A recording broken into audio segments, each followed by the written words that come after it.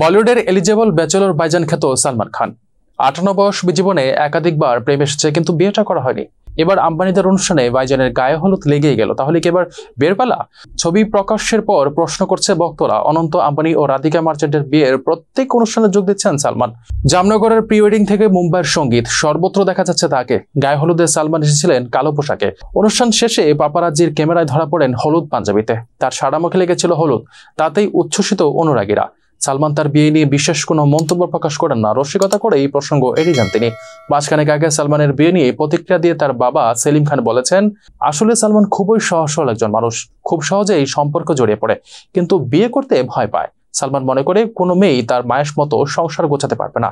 আসলে সালমান সব মেয়ের মধ্যে মায়ের কোয়ালিটিগুলো খুঁজতে শুরু করে। সালমানের বাবা আরো বলেন, সালমান চায় ও যে মেয়েকে বিয়ে করবে সেজন্য স্বামী ও সন্তানের প্রতি গভীর ভালোবাসা রাখে, সেজন্য প্রকৃতি স্ত্রী হয়ে ওঠে। আসলে এমন মেয়ে পাওয়া আজকাল খুবই কঠিন, তাই সালমান বিয়ে করছেন না।